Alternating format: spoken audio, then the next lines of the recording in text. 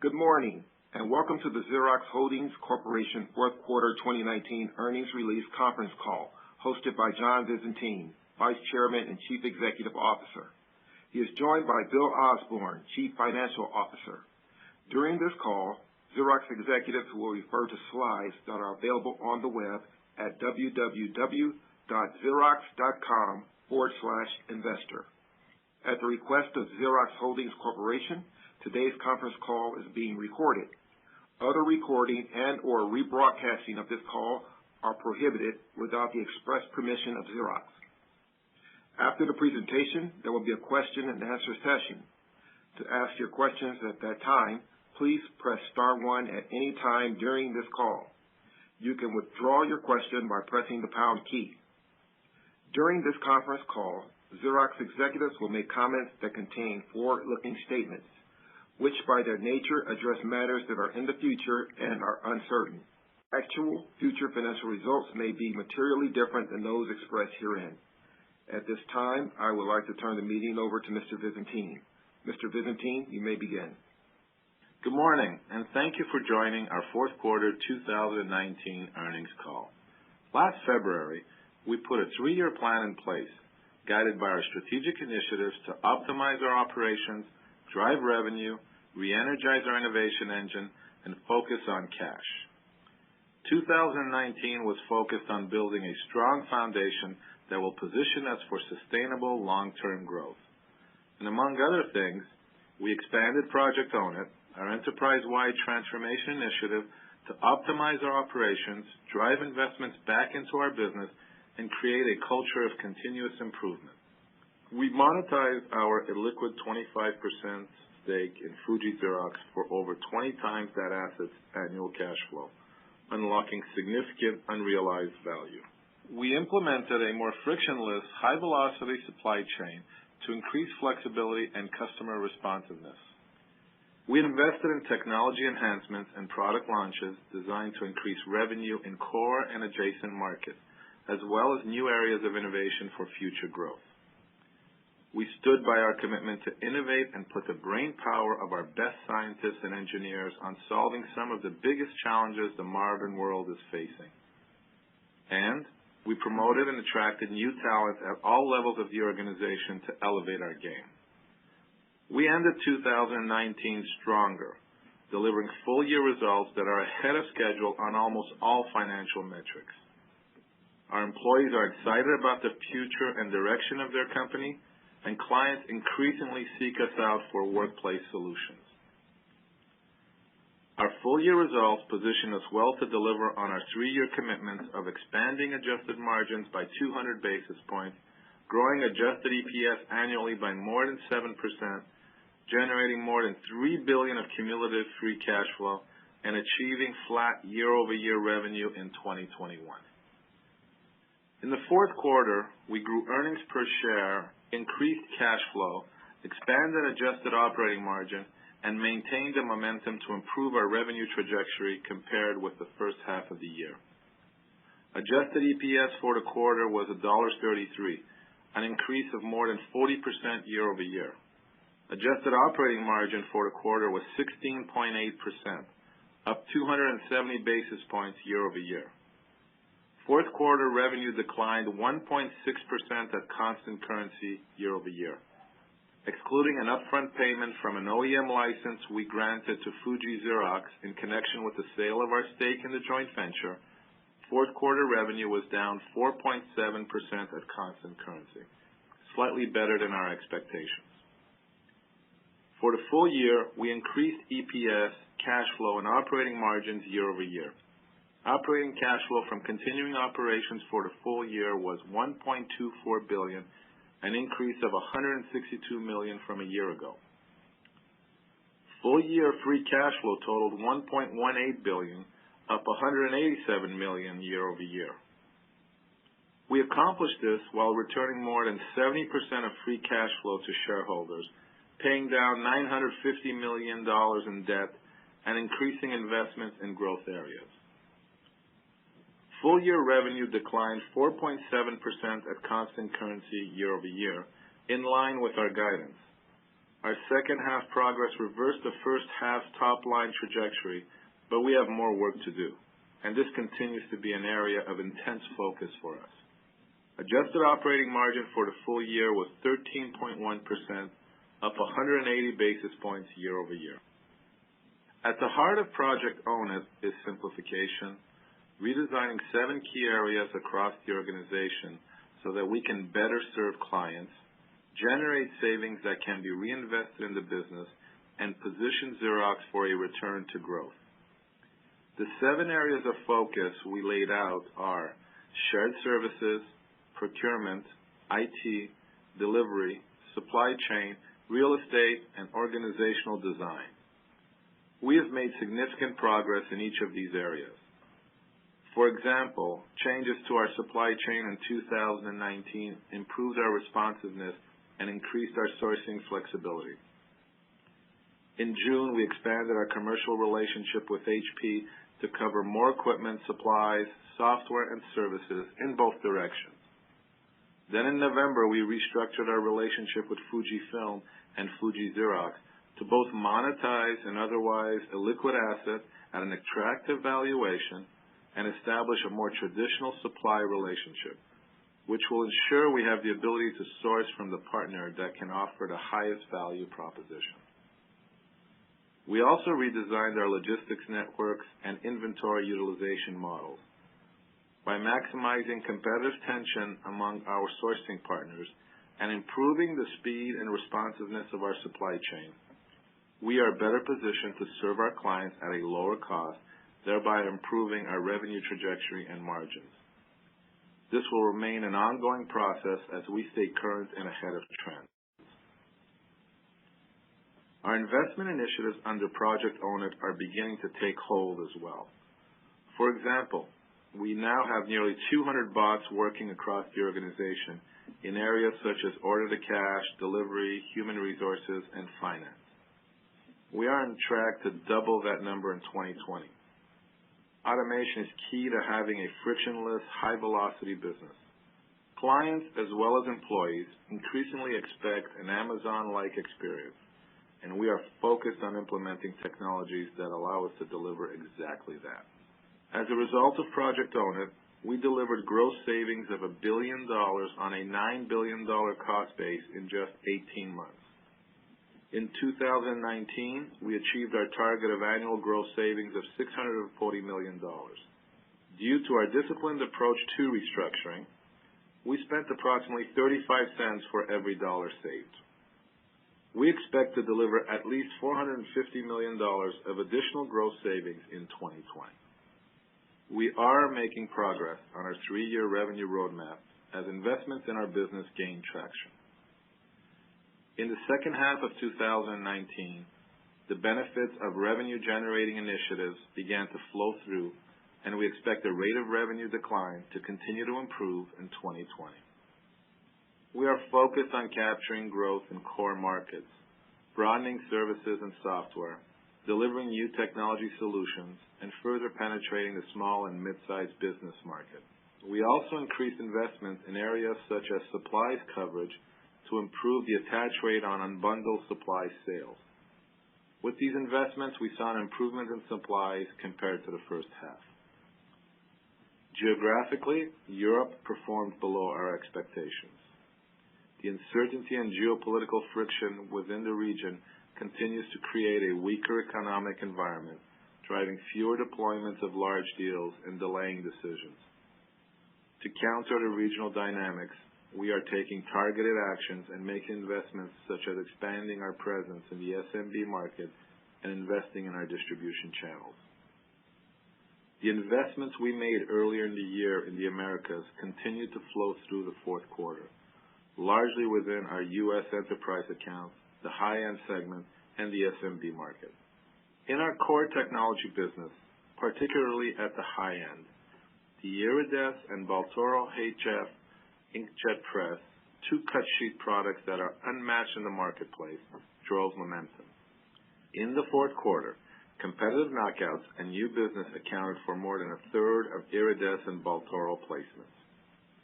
Tech enhancements we made in the fall also contributed to an improvement in iGen 5 sales.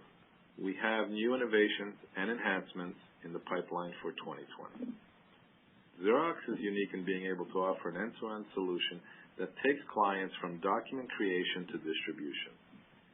For example, our FreeFlow Core software automates the pre-press process on both Xerox and competitive printer products and is a key differentiator at the high end. By extending its use to competitor products, we drove double-digit new install growth for FreeFlow Core year over year while opening the door to more competitive knockouts. In the mid-range segment, PrimeLink, our new light production color printer offering, stands alone. We believe there's no other product that can match its capabilities at this price point. This new device was a key revenue driver in its segment. We will expand the PrimeLink platform in Q1. A4s in the low end are commoditized, with numerous competitors and limited ways to increase price or margin. Key to growth here is offering a total solution plan that drives more value and simplicity for clients and us, which we will do in the coming months. We will introduce a very simple all-in plan targeted at small and medium businesses, which include the device, digital apps, service, and supplies for a monthly price. In January, we expanded IT services for SMBs to all of our Xerox Business Solution cores. Our offering spans hardware procurement, pro engineering, IT product support, and managed IT services. Leveraging our footprint and existing relationships, we believe that there is an opportunity for Xerox to fill this gap in the SMB market and drive growth. We plan to extend this offering in the UK and Canada in the second quarter. Software is a key focus for growth, with benefits of investments made early in the year starting to flow through. One example is a new SaaS-based version of DocuShare, Xerox's content management platform that makes work easier and more efficient. This new version accounts for more than half of new business for this product, a strong signal to continue to invest in this area. While we focused on improvements to our core and adjacent businesses, we are delivering on our commitment to re-energize Xerox's innovation engine.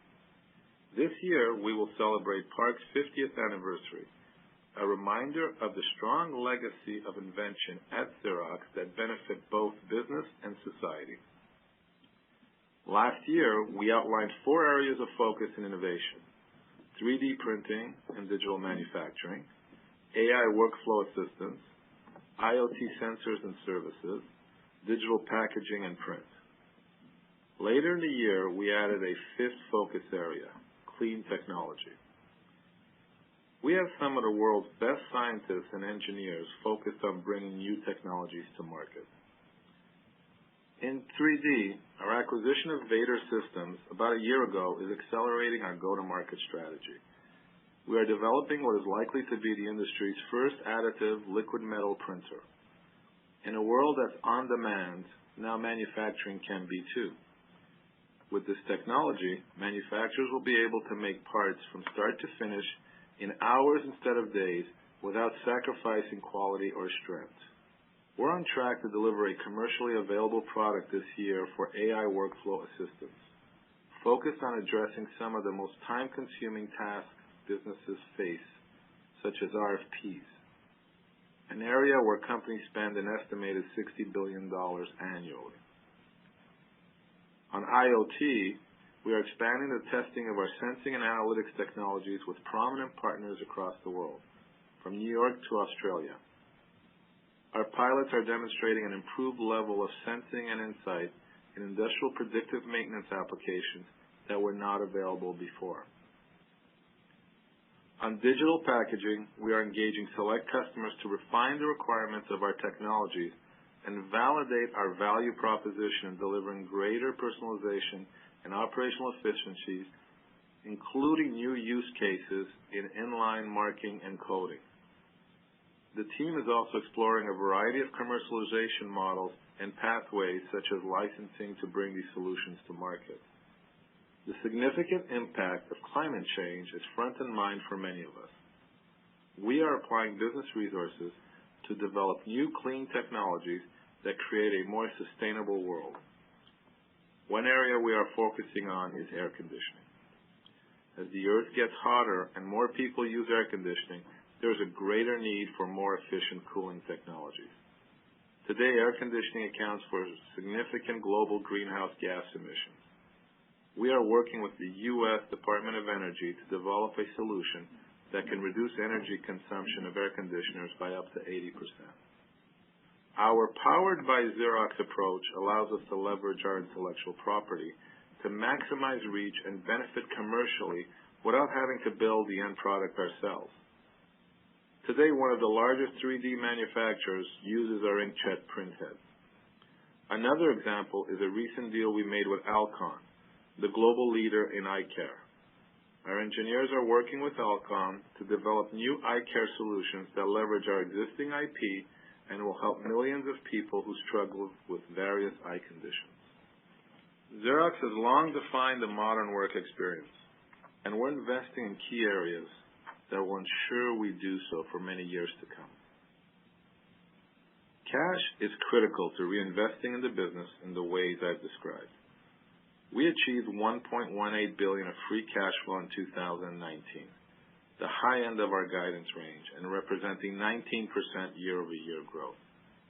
We ended the year with approximately $2.8 billion of cash equivalents, and restricted cash, which brought us to a net cash core position of $1.8 billion. In 2019, we returned 72% of our free cash flow to shareholders, exceeding our commitment to return at least 50%. In 2020, we remain committed to returning at least 50% of annual free cash flow to shareholders, and we expect to repurchase at least 300 million of shares. Before wrapping up, I wanted to discuss our approach to M&A.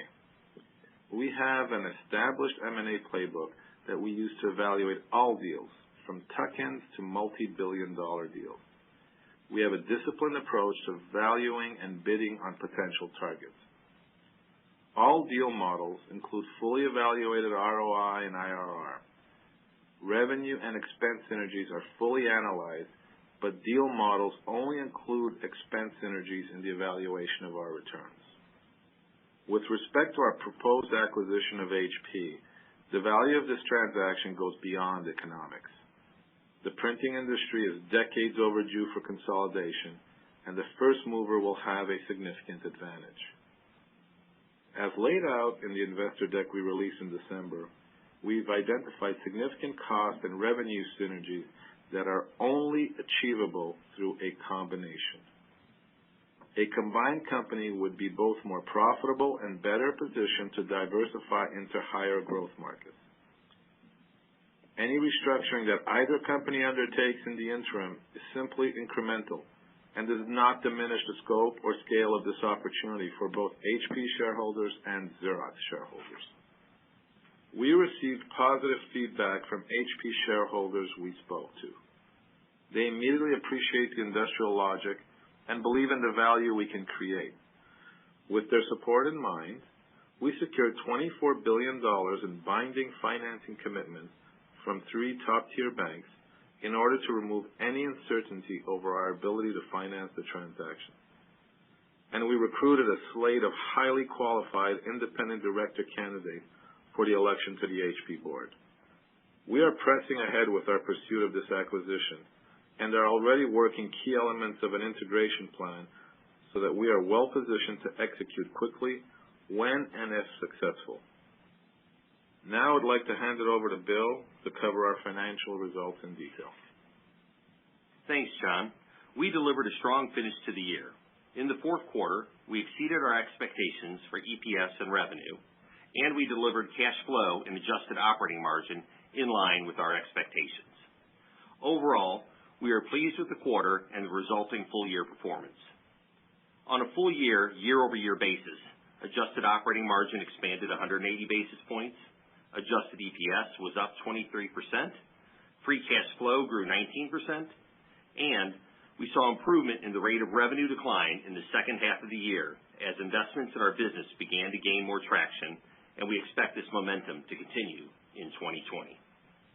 Before going into details of our income statement, I want to remind everyone that in the fourth quarter, we completed a series of transactions to restructure our relationship with Fujifilm, which included the sale for more than 20 times related cash flows of our 25% equity interest in Fuji Xerox, as well as the sale of our 51% partnership interest in Xerox International Partners, XIP, which was fully consolidated. Consequently, the financial results presented here are from continuing operations and exclude the financial results attributable to our former equity stake in Fuji Xerox and our XIP business, which are now presented as discontinued operations. Also, I'd like to point out that the reported numbers include the benefit of an upfront OEM license fee of $77 million we negotiated from Fuji Xerox, which was received in the fourth quarter in connection with restructuring that relationship. This benefit was included in our updated 2019 guidance measures filed with the U.S. Securities and Exchange Commission on Form 8-K on December 3rd, 2019, that reflected adjustments resulting from the transactions with Fujifilm. Looking at the income statement, total revenues in the quarter declined 1.6% at constant currency and 2.2% at actual currency, including the impact of the OEM license fee, which is reported in post-sale. Excluding this fee, total revenue declined 4.7% in constant currency, in line with the prior quarter, and as I mentioned, slightly better than our expectations. I will discuss revenue in more detail shortly. Turning to profitability, adjusted operating margin of 16.8% in Q4 improved 270 basis points year over year. A significant portion of the improvement came from SAG, which improved 120 basis points year over year, driven by productivity improvements from Project Own It and the impact of a $10 million write-off recorded in the prior year related to the termination of certain IT projects. Gross margin of 41.6% improved 160 basis points year over year, including the impact of the OEM license fee and an improvement in services post-sale margin, which were partially offset by the lower equipment and supplies margins as well as transaction currency. RD&E was 3.8% of revenue, unchanged year over year. Below operating profit, other expenses net of $8 million was $136 million better than the prior year due to lower non-service retirement-related costs and a prior year contract termination cost related to an IT services arrangement, as well as lower non-financing interest expense resulting from lower debt and higher interest income from a higher cash balance, which includes $2.3 billion of proceeds from the sale of our interest in Fuji Xerox and XIP to Fujifilm in November. Our adjusted tax rate in the quarter was 25%, compared to 27.7% in the prior year, and contributed approximately $0.03 to our fourth quarter EPS. Adjusted EPS of $1.33 was up 39 cents compared with Q4 2018, including a 25-cent benefit from the OEM fee and benefit from share repurchase, lower net interest expense, and lower taxes, while the benefit from the IT write-off in prior year was offset entirely by the costs associated with incremental tariffs. GAAP EPS of $1.17 was 80 cents higher year over year, including the aforementioned 39 cents plus an additional 41 cents primarily from lower non-service pension-related expense, the prior year costs related to the termination of an IT services arrangement, lower restructuring and related costs, and the income tax on those adjustments. In Q4, we recorded $53 million of restructuring and related costs, bringing the full-year restructuring costs to $229 million, roughly in line with our expectation of approximately $225 million. For 2020, we expect restructuring charges of approximately $175 million full year. Moving now to slide 7, I'll discuss cash flow. In Q4, we generated $398 million of operating cash flow from continuing operations, which contributed to full-year operating cash flow of $1.24 billion, a growth of $162 million year over year and within our full-year guidance range of $1.2 to $1.3 billion. Full-year free cash flow was $1.18 billion, up $187 million compared with 2018, and was at the high end of our guidance range, driven by strong operating cash flow and slightly lower than expected CapEx of $65 million for the year. We expect the level of CapEx to increase to approximately $100 million for full year 2020, which includes planned investment in IT systems. The increase in full year operating cash flow reflects higher profit, including the OEM fee, better net working capital of approximately $25 million, driven by improvements in inventory management, and approximately $30 million of cash from finance assets. Cash from finance assets was primarily due to lower sales of equipment on operating lease, which more than offset a reduction in cash from finance receivables, which was less of a source year over year. Restructuring payments for the year were $158 million, less than expected as certain restructuring-related payments in EMEA are expected to be made in 2020. For 2020, we expect payments for restructuring of approximately $175 million. Investing cash flow included acquisition spend of approximately $42 million, including a 3D acquisition at the beginning of 2019 and 2 tuck-in XPS acquisitions. For 2020, we expect approximately $100 million of tuck-in acquisitions. Lastly, within financing cash flows, we returned $292 million to shareholders in the fourth quarter, consisting of $60 million in dividends and $232 million in share repurchases.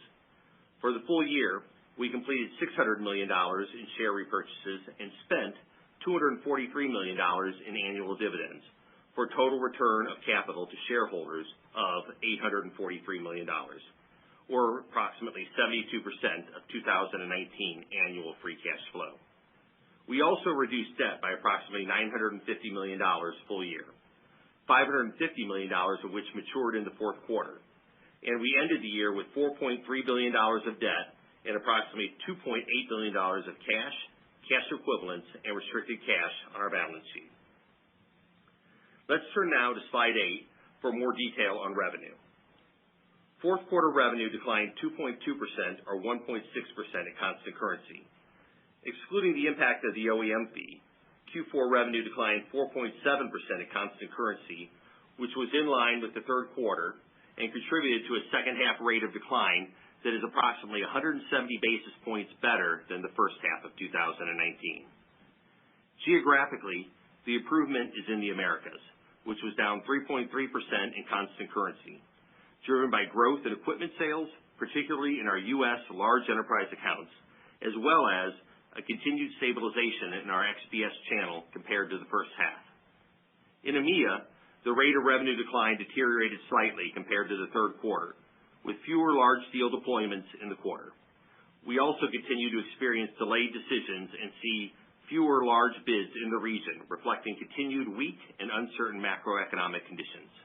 Last, certain regions within EMEA were impacted by the rollout of Project Own It initiatives that occurred in the second half. We expect the modest disruption in operations resulting from this to begin to stabilize early in 2020 and have targeted actions to improve performance in the region, including deal management process changes and targeted product programs. Equipment revenue was down 1.5% at constant currency, which is a significant improvement compared to the first half and sequentially better. And as I mentioned, equipment sales grew from the prior year in the Americas. From a product perspective, we had a great quarter in the high end, in both color and mono. In high-end color, we continue to see strong demand for our Iridescent color production system, and the demand for our newly launched Baltoro inkjet press exceeded our expectation on a global basis, and we expect this momentum to continue into 2020.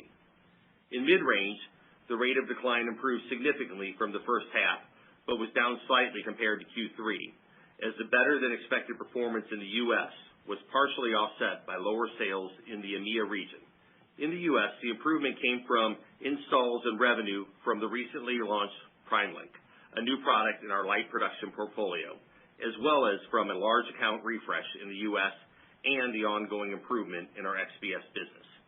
And in entry, higher sales in North America were offset by lower sales in developing market regions and EMEA. Looking at activity, There is a difference in equipment revenue performance and installs this quarter, particularly in high-end color, where we saw a 12% decline in installs compared to growth in equipment revenue. This is primarily a result of product mix, as growth in installations of high-end production color systems such as Iridescent and Baltoro were more than offset by declines in lower-end production systems. This mix shift drives a net positive impact on equipment revenues, as the higher end of the range systems carry significantly higher price points. We saw a similar product mix impact in mid-range installs, with lower installs of MFP devices partially offset by higher installs of entry production devices that are at the higher end of the mid-range product category. This, in part, was driven by the recent launch of PrimeLink, which I referenced earlier. Turning to post-sale, revenue declined 1.7% in constant currency, or 5.8% excluding the impact of the OEM fee. This rate of decline was an improvement over the first half, but slightly less than Q3, which included a large transactional IT services sale. Contractual post-sale was stable in the quarter, while unbundled supplies rate of decline improved as we continue to see the benefit from the investments made to improve the attach rate of Xerox supplies in unbundled equipment sales. Services revenue declined 4.5% at constant currency, as growth in U.S. large enterprise accounts and improving performance within XBS and Eurasia was more than offset by declines in Latin America and in Europe, where the rate of decline was impacted by a strong fourth quarter in 2018. Services revenue comprised approximately 36% of total revenue in the quarter, and 30% of services revenue was from SMB.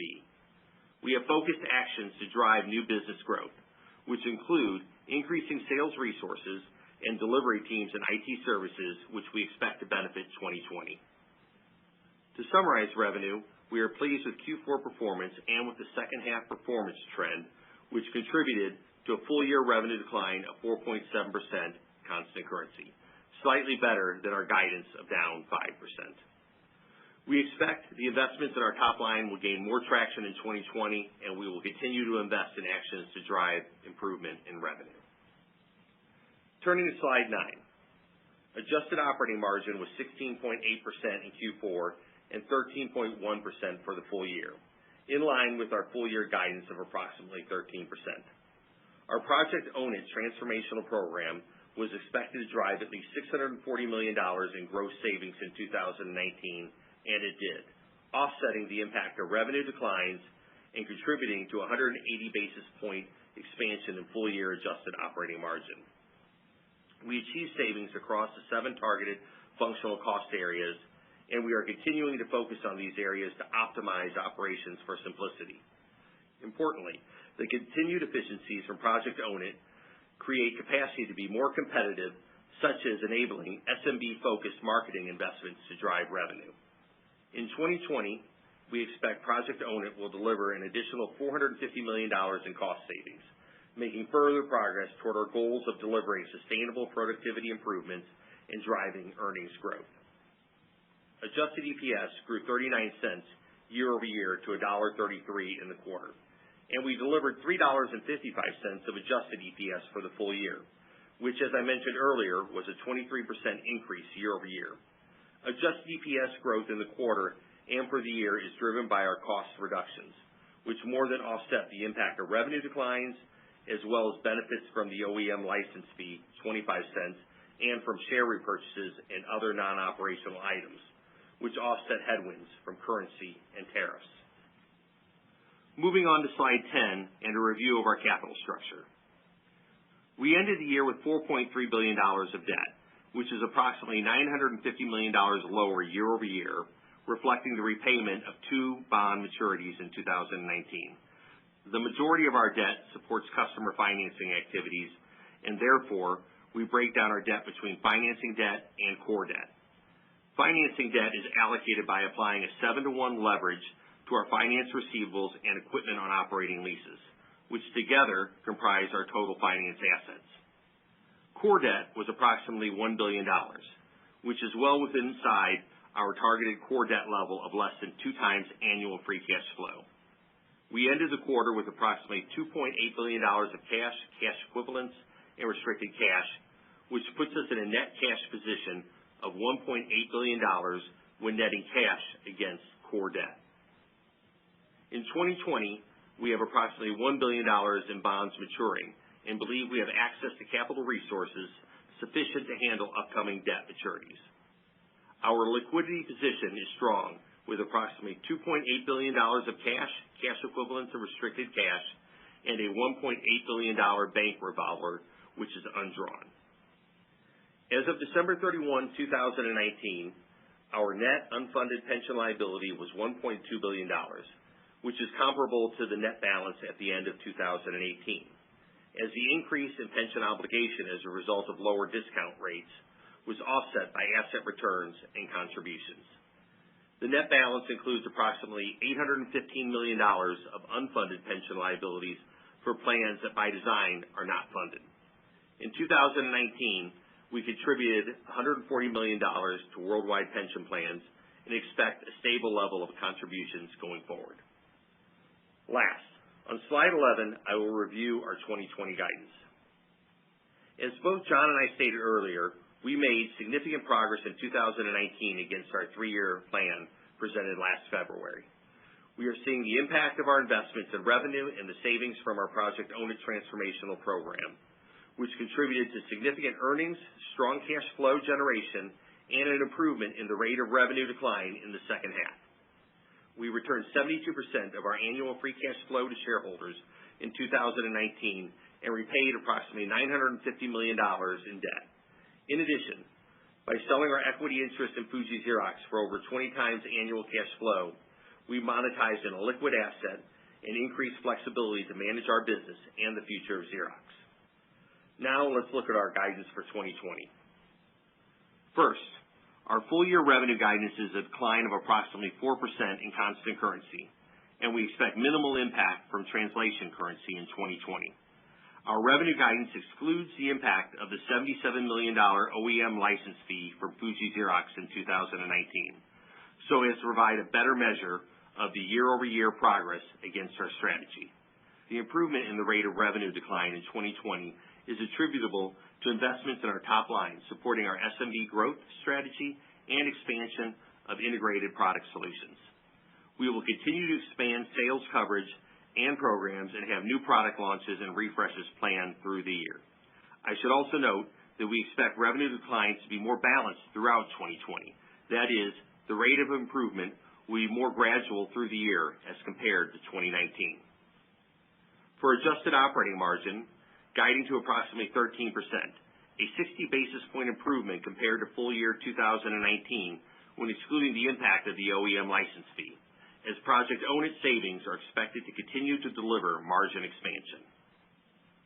For adjusted EPS, we are guiding to a range of $3.60 to $3.70 and $2.80 to $2.90 for GAAP EPS.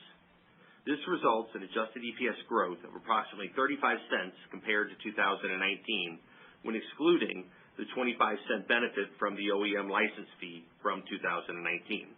The difference between GAAP EPS and adjusted EPS includes our normal adjustments around restructuring and related costs, non-service retirement-related costs, transaction and related costs, and amortization of intangibles. We continue to expect strong cash generation and are guiding free cash flow of approximately $1.2 billion, which assumes approximately $100 million of CapEx and is approximately $75 million higher than 2019 when excluding the impact of the OEM license fee. We will also continue to target returns to shareholders of at least 50% of our annual free cash flow, which will include dividends and at least $300 million in share repurchases. Last, we will evaluate the use of unallocated cash as we progress through 2020. We will now open the line for questions. Ann? Before we get to the Q&A with John and Bill, I will point out that we have in the appendix to our materials additional supplemental reconciliations and posted on our Xerox Investor Relations website a full set of earnings materials. Operator, please open the line for questions now. As a reminder, to ask a question, you will need to press star 1 on your telephone. To withdraw your question, press the pound key. Our first question comes from Matt Cabral of Credit Suisse. Your line is now open. Thank you. John, on the HP acquisition, you touched on this in your prepared remarks, but I'm wondering if you could dig a little bit deeper into what you see as the biggest benefits of industry consolidation, and just what gives you confidence in at least $2 billion of incremental cost takeout created through the combination? Matt, when we looked at the combination of $2 billion, one thing that's clear is you only get that $2 billion if the two companies combine together. And what we did is a detailed analysis per pillar of what we believe would be savings of combining the two companies together. And in our document that we presented to the shareholders, we went into a level of detail that talked about it. So our confidence in the $2 billion is quite high that we can hit that. And if you look at our team and our track record of what we've done with Project Own It here, we delivered $1 billion over the last 18 months. And we're on track to deliver the $450 million plus in 2020. So we have the track record. This document and this that we put together was built by our team, our management team. So you look at who's on our management team, and these are a lot of folks that have done restructuring in the past. I can tell you that the shareholders, they see the logic in the proposed transaction. They've told us that the combination of the two companies bring tremendous value. Inside of our business case, we only focused and we only used the cost savings, but there are synergies that are detailed as well that we believe we can get by combining the two companies together. Got it. And then now that you've exited the JV with Fuji, I'm wondering if you talk a little bit about what that supplier relationship looks like going forward, and how you're thinking about opportunity in Asia after the technology agreement ends with them in March of 2021. Hey, Matt, it's Bill. So, we look at the renegotiation of our relationship with Fujifilm as clearly a positive from a supplier perspective. Many benefits, a more normal type of relationship now, supplier customer, as opposed to before, where you also had to factor in the 25% interest. When we renegotiated the relationship, there were actually benefits in the product or supply arrangements we have with them going forward. There were certain terms that existed in the prior agreements that we negotiated on more favorable terms going forward. And as we have discussed before, these product supply arrangements go out from a period of 5 to 7 years, and really the earliest any of them come up for renewal on a staggered basis is 2023. As far as looking forward in the impact, is we can go into the Asia Pacific market for products other than xerographic products. For xerographic related products, we could potentially go in as early as April of 2021 under the Xerox name. However, if they choose to extend for 2 years the use of the Xerox name, we could still go in to the Asia Pacific markets with xerographic products, but not under the Xerox name. So more likely we would be going in a more significant way 2 years later in April of 2023.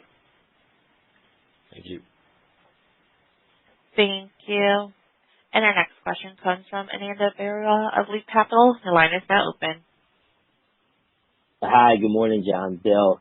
Congratulations on the solid results in the second straight quarter of top line momentum. Two for me, if I could. Just starting back with HP, John.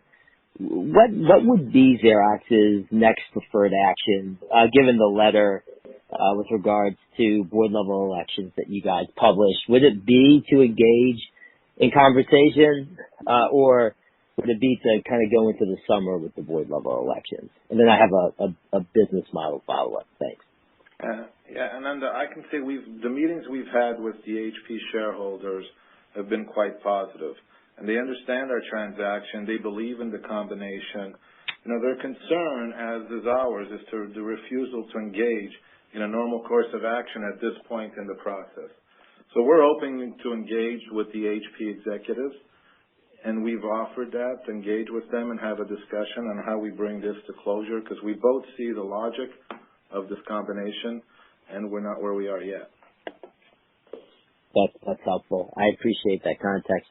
And then with regards to the 2020 guidance, and John, you alluded to, or you didn't allude to it, you made mention of the still existing goal of getting to flat constant currency revenue growth in 2021. The 4% guide for 2020, while quite favorable, as I think you're probably trending a little bit ahead of schedule right now.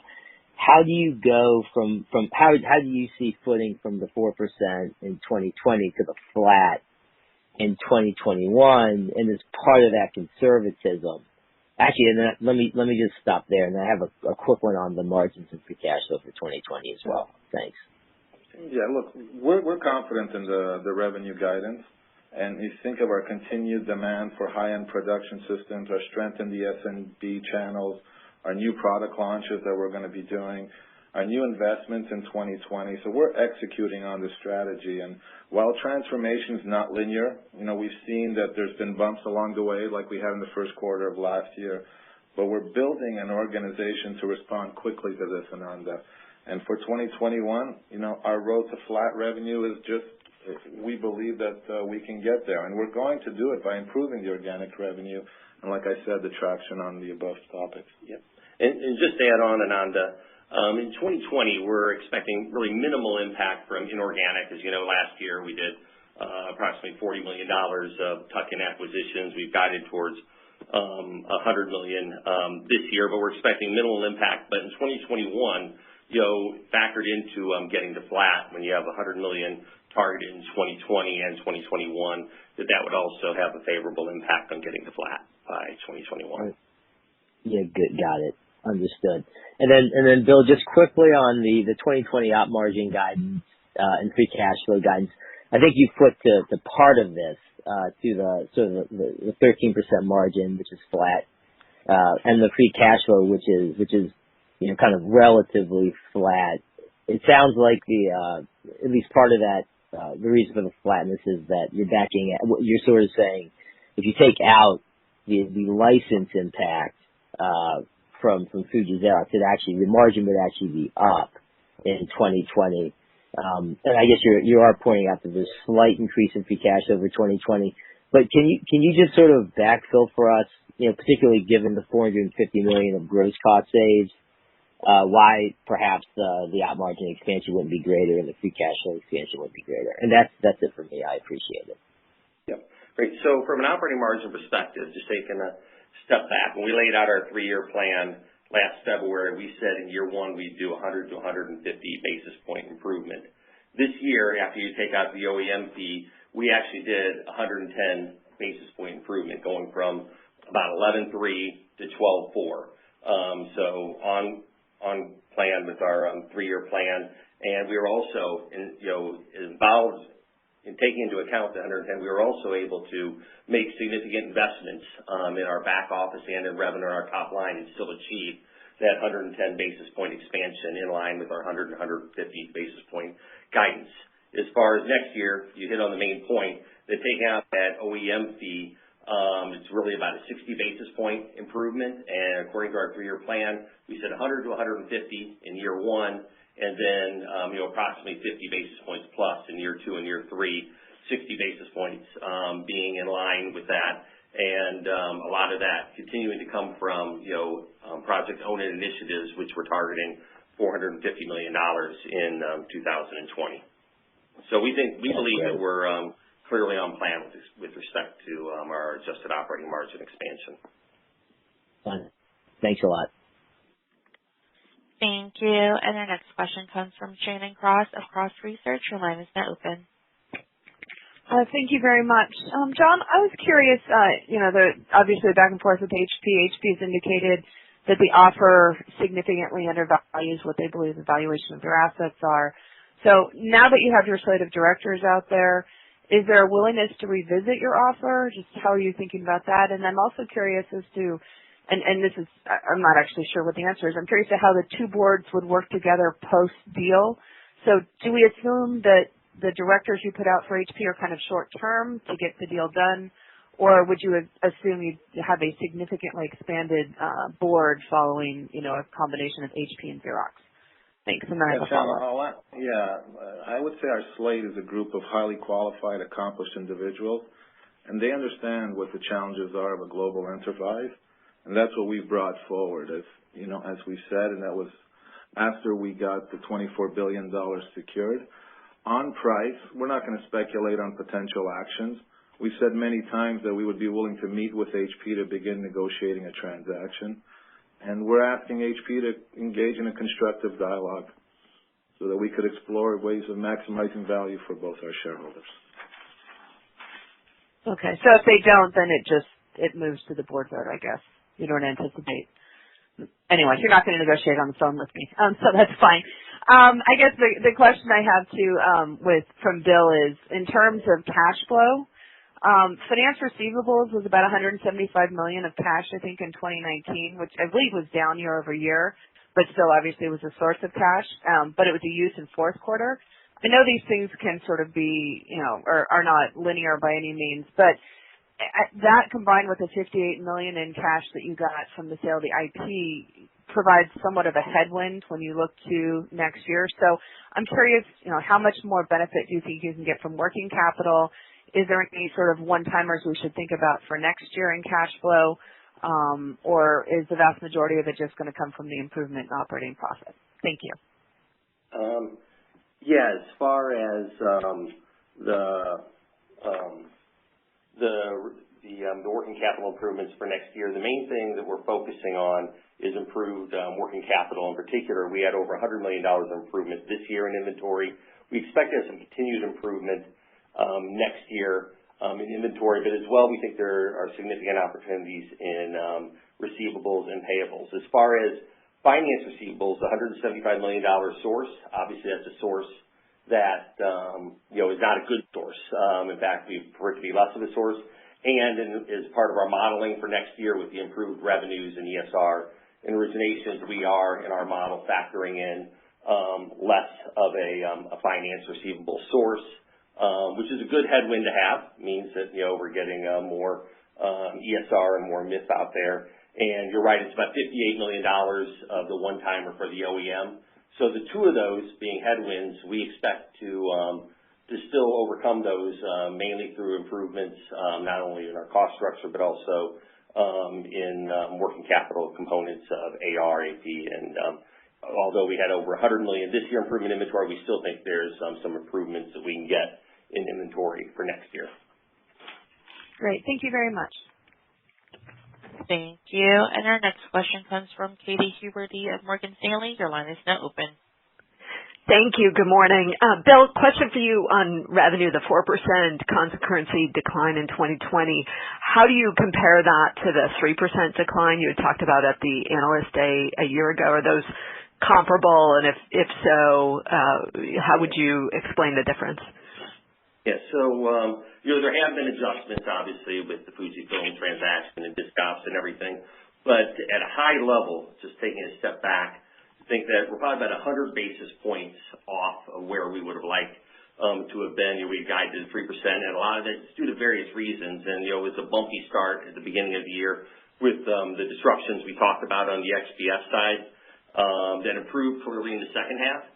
And there's clearly room for improvement, continued improvement in XPS going forward in 2020. But we believe we have levers in place and rates of improvement to still get to flat by 2021. But you're correct. Just taking a step back, it's probably about 100 basis points less than where we would like to be at this point. You mentioned in the slide deck and also on this call that investments are beginning to impact revenue. You saw that in the back half of 2019.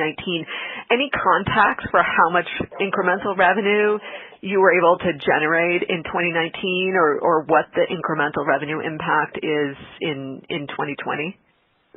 So at a high level, those investments played out in various areas. Somewhat in ESR. We had significant improvements in the second half of the year with respect to ESR, in the 1% to 2% decline range versus the first half. Q1 was down around 5%, Q2 around 8%. So investments there, but in the post-sale area in particular, and we've talked about this quite a bit, in supplies in particular, unbundled supplies. Most of our supplies are part of bundled arrangements. Over 75% of our arrangements relate to bundled supplies, but there are what we call unbundled or unattached supplies. And earlier this past year, we expanded our organization, really created an organization to sell with respect to those unbundled supply agreements, and we saw significant improvement from where we were like in the first 2 quarters, 9 to 12%, year-over-year declines to significant low single-digit decline in supplies. We saw significant improvement in the second half of the year based upon our investment in the supplies area, and we started to see some improvement in the IT services area. We've made investments in expanding that from where we had 3 of our XPS scores to where it was 10 by the end of the year, and early this year will be pretty much all of XPS selling IT services. Thank you. And then just one last question, separate from a discussion around valuation and what you'd ultimately be willing to pay. Any feedback from the banks who provided the debt commitment around whether there's the potential to take on even more debt or what leverage ratio they'd be willing for you to exit a deal with HP with?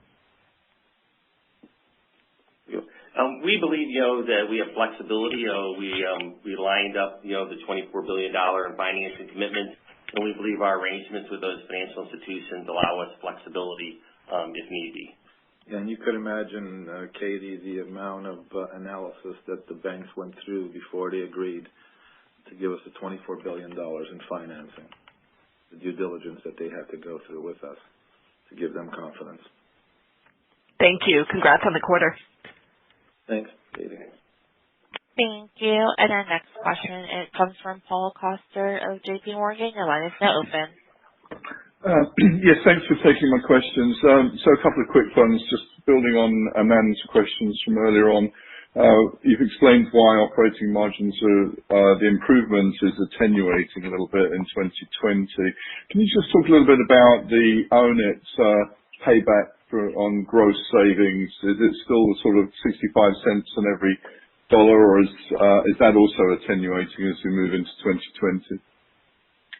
So I think you're referring to, Paul, the cost of our savings, and we've said that, our cost to get those gross savings is, less than 40 cents on the dollar. It was about 35 cents last year, but it's, a little less than 40 cents. And, looking to next year, that $450 million of gross savings, that we expect a similar type of cost in 35 to 40 cent range in order to achieve those savings. Okay, so no change in the payback on those savings, gross savings? No. Okay, got it. And then the other question I've got is, as you look to 2021, assuming the business as is, you're looking for, 300 basis point plus year-on-year improvement in revenues. And I maybe missed a little bit of the nuances earlier on, but can you just talk to us about why there'd be this sudden inflection? Is it that these new initiatives all suddenly mature at the same time, or is there some other reason why you have that confidence?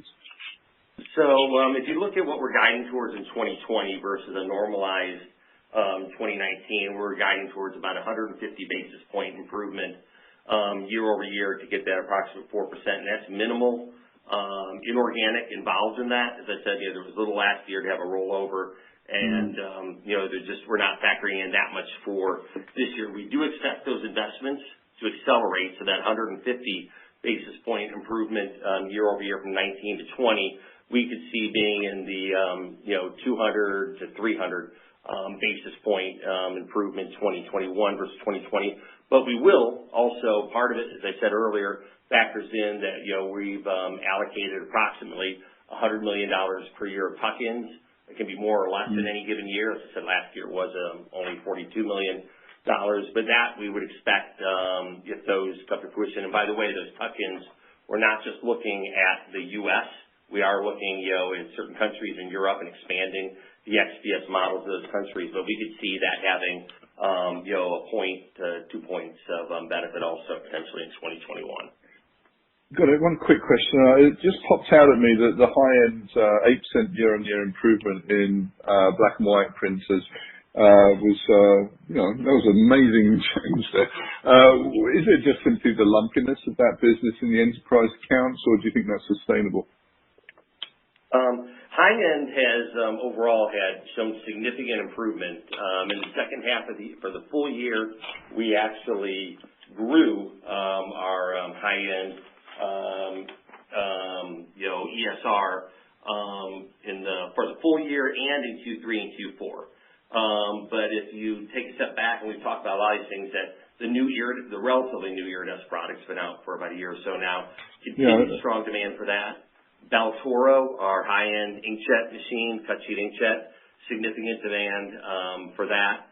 And our iGen, we refreshed certain features on the iGen 5, that has also contributed. So the high-end is clearly a success area for us, full year, year-over-year growth from ESR, and in the third and fourth quarters, 2 to 3% growth from an ESR perspective. Sorry, I was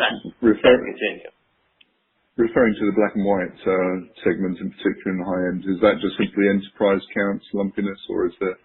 You could have still in the high end enterprise. You could still have some of the iGen machines.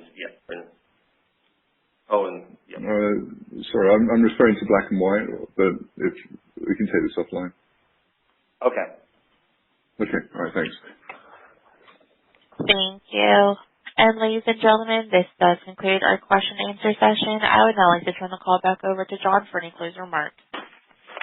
And thank you for your time today. As we start 2020, Xerox is positioned to make further progress against our 3-year plan. We've built a strong team and even stronger foundation. We will continue our efforts to achieve a success some once thought was impossible at Xerox. So we're moving forward. Thanks, everybody. Ladies and gentlemen, this concludes today's conference call. Thank you for participating. You may now disconnect.